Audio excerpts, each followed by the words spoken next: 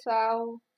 Retomando a nossa aula sobre o desequilíbrio ambiental, que é o nosso assunto do módulo 2 do livro 2, nós hoje iremos entender um pouquinho sobre a poluição das águas. Na nossa aula passada, vimos um pouco a respeito da poluição atmosférica, a poluição relacionada ao ar.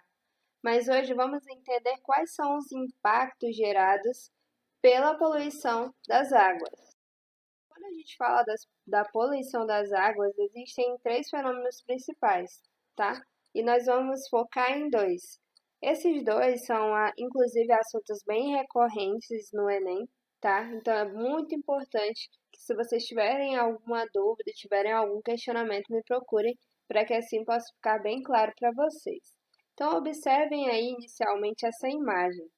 Essa imagem retrata um lago, e esse lago não está nas suas condições ideais, ou seja, ele está sofrendo alguma alteração. À primeira vista, pode parecer que é bonito, pode parecer que ele está bem cuidado, que ele está passando por um processo de fotossíntese, talvez para alguns pode ser interpretado dessa forma, devido à grande coloração em verde que vocês estão vendo aí.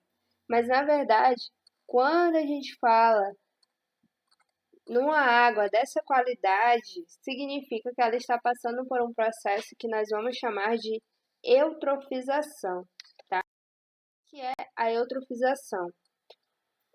No mundo ideal, todos os corpos d'água deveriam estar em equilíbrio, com a quantidade de nitrogênio ideal, quantidade de fósforo, e tendo ali a interação entre as algas e peixes e outros seres vivos, todos vivendo de acordo com condições que estivessem bem distribuídas para todos, para que todos conseguissem se desenvolver.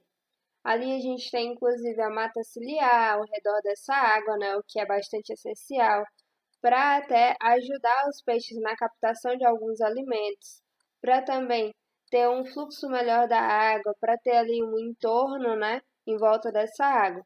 Só o que acontece? Em níveis normais de nitrogênio e fósforo, as algas vão conseguir consumir esse nitrogênio, esse fósforo, e conseguir, depois desse seu processo de alimentação, depois do seu processo de respiração, liberar oxigênio, tá? E o que acontece? Quando elas liberam, quando elas fazem também o consumo normal de oxigênio, acaba que sobra oxigênio para todos, para os peixes, por exemplo. Só que se de repente essa mata ciliar sofrer algumas alterações, as coisas já vão mudar um pouco de cenário. O que pode acontecer? De repente, algumas indústrias podem ficar instaladas perto de corpos d'água e aí, por questões econômicas, elas acabam fazendo descarte diretamente na água para não ter que ter o gasto aí, por exemplo, de ter que ter um tratamento adequado para os seus resíduos, de ter um destino adequado. Acaba lançando diretamente sobre os corpos d'água. E quando isso acontece, acaba que os níveis de nitrogênio e fósforo vão ser bastante aumentados. E no que eles são aumentados, significa que eles vão ficar em excesso.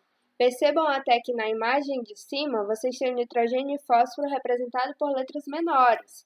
E aí na nossa imagem abaixo, eles já estão num tamanho bem maior, que é para representar que eles ficarão disponíveis de forma exacerbada. Isso por conta de esgoto não tratado que foi lançado diretamente na água e também pela ação de fertilizantes artificiais, que a gente tem que ter bem claro que quando esses fertilizantes têm contato com o solo, eles não vão ficar somente superficialmente. Acaba que eles conseguem infiltrar até mesmo os lençóis freáticos e desembocar em corpos d'água, tá? Mas, professora, qual que é o problema de ter nitrogênio e fósforo em excesso se eles são nutrientes, se eles são necessários para o desenvolvimento das algas e, consequentemente, dos peixes?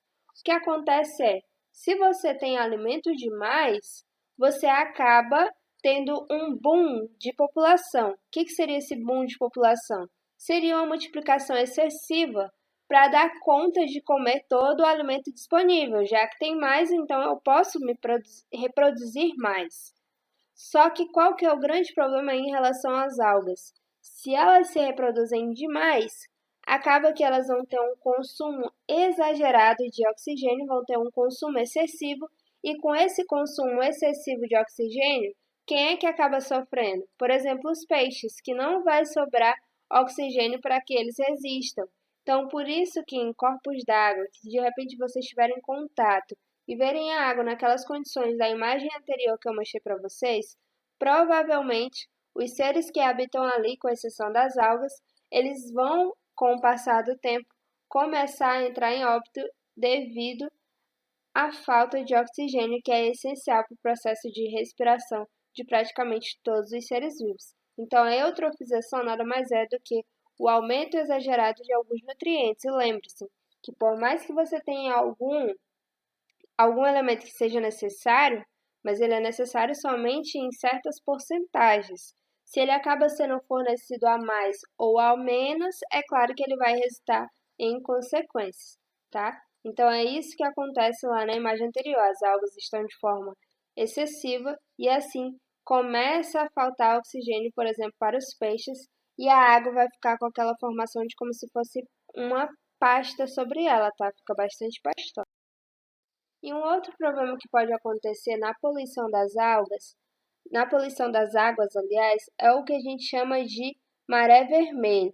Mais uma vez a gente tem aqui o papel das algas, só que aqui são as algas do tipo dinoflageladas.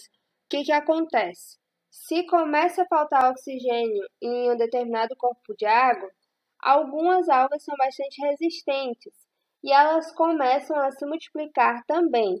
Nesse caso aqui, elas são bastante tóxicas, tá? E vão acabar eliminando os seres que estiverem ali perto e vão provocar essa coloração diferenciada na água, que tem um tom avermelhado, e por isso que recebe o nome de maré vermelha, tá? Então, isso é muito comum de acontecer fora do Brasil, mas não significa que aqui já não aconteceu, porque já foi identificado em algumas cidades em determinados momentos, tá? Devido ao uso, de repente, de alguns elementos no solo que puderam infiltrar diretamente na água e contribuíram para a proliferação desse tipo de algas, tá bom? E aí, para encerrar, nós temos aí a imagem do rio mais poluído do mundo até hoje. Esse rio, ele fica localizado na Indonésia e ele tem o nome de Citarum. O que acontece? Ele é o único rio que até hoje abastece a população que mora ali perto, que vive próximo dessa região, mesmo ele estando nesses alto índices de poluição. Só que o que acontece? Por que ele ficou nessas condições? Por que ele chegou a um nível tão exacerbado de poluição? Nesse caso aqui, foi o crescimento, tá? Foi o progresso, digamos assim, que levou a essa consequência. As indústrias começaram a se instalar, os moradores começaram a se instalar no entorno dessas águas, e aí eles começaram a fazer descarte de resíduos diretamente na água, sem ter nenhum tipo de controle. Para vocês terem ideia, cerca de 500 fábricas estavam lançando diariamente seus resíduos na água. E como não estava havendo nenhum tratamento, somente todos os dias estava tendo mais lançamento de resíduos sobre a água, o que aconteceu? Isso foi se acumulando, se acumulando, se acumulando e chegou a um ponto que ele se tornou a referência hoje de rio mais poluído do mundo. E infelizmente é a única fonte de água para as pessoas que vivem ali perto, tá? Então elas ficam muito à mercê de algumas doenças causadas por essa água que está significativamente contaminada. Então, aqui para vocês terem ideia de que nem sempre o progresso ele acontece sem nenhum tipo de consequência. E que se você não tem um equilíbrio com o meio e o que você está produzindo, em algum momento as consequências irão surgir. E dependendo de quanto tempo isso vem acontecendo, as chances de você conseguir ter um retorno, de você conseguir, por exemplo, limpar um rio que está nessas condições, são as mínimas possíveis, tá? Porque seria um trabalho que teria que acontecer em larga escala e mesmo assim, para que esse rio conseguisse se recuperar e se conseguisse recuperar algum dia, né, seria um tempo muito demorado, tá? Então é isso, pessoal. Na nossa próxima aula a gente vai encerrar sobre esse assunto de desequilíbrio ecológico, entendendo um pouquinho mais sobre a poluição do solo e alguns desastres que aconteceram aqui no nosso país. Então, até a próxima!